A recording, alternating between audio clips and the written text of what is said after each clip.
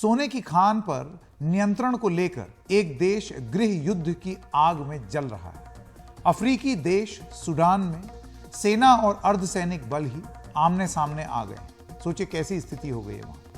यहां के अर्धसैनिक बल का नाम है रैपिड सपोर्ट फोर्स यानी कि RSF। राजधानी खार्तूम में रणनीतिक लिहाज से अहम लगभग सभी जगहों पर झड़पें हो रही हैं। इस संघर्ष में सूडान में 100 से ज्यादा लोगों की जान भी जा चुकी है। सूडान में गृह युद्ध दशकों तक चलता रहा है।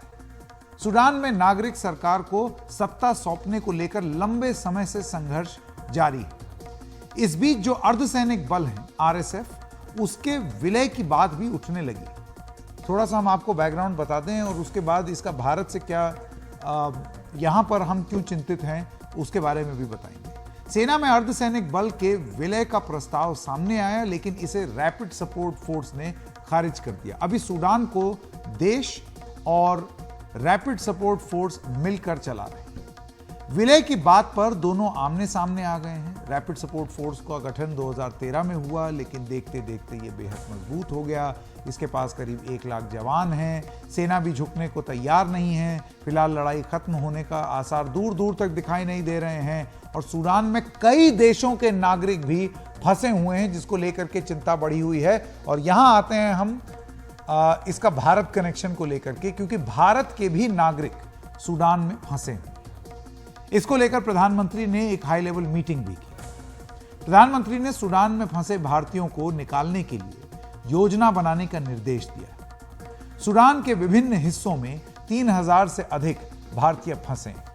प्रधानमंत्री ने कहा कि उनकी सुरक्षा पर खास तौर से ध्यान दिया जाए।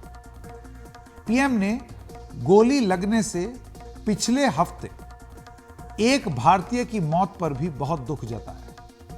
प्रधानमंत्री ने कहा कि सूडान के पड़ोसी देशों से हमें संपर्क बनाकर रखना चाहिए कि अगर उनको ट्रांसफर किया जाए। आपको याद है यूक्रेन में भी इस तरीके से हुआ था। पोलैंड से बात चली और भी मुल्कों से बात चली और वहां से लोगों को उड़ा के वापस हिंदुस्तान लाया गया। वीडियो कॉन्फ्रेंसिंग से हुई बैठक में विदेश मंत्री S जयशंकर, राष्ट्रीय सुरक्षा सलाहकार, ये सब शामिल थे। बैठक में सूडान में भारत के राजदूत और अन्य वरिष्ठ अधिकारियों ने भी हिस्सा लिया। अब आप ये जान लीजिए कि भारतीयों को किस तरीके से निकाला जाए एक ऐसी कठिन परिस्थितियों में। ये कोई पहली बार भारत नहीं करने जा रहा है।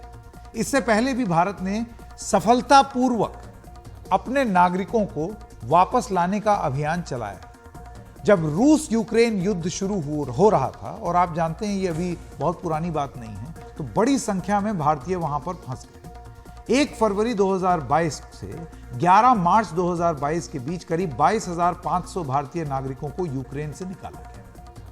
ऑपरेशन गंगा के तहत 90 उड़ानों के जरिए भारतीयों को लाया गया।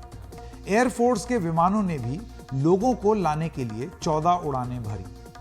2016 में दक्षिणी सूडान से ही फंसे हुए भारतीयों को वापस लाया गया था। उस वक्त सरकार ने ऑपरेशन संकट मोचन चलाया था। करीब 150 भारतीयों और 2 नेपाली नागरिकों को वहां से निकाला गया। 2015 में इराक में फंसे भारतीयों को वापस लाया गया। 7000 लोगों को सुरक्षित लाया गया था।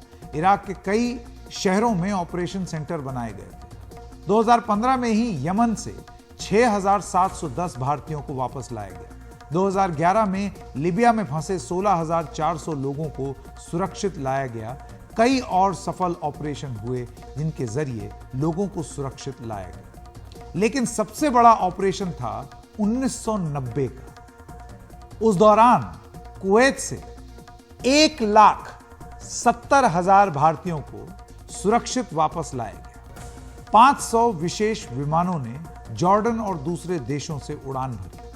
ये इतिहास का सबसे बड़ा एयरलिफ्ट अभियान है,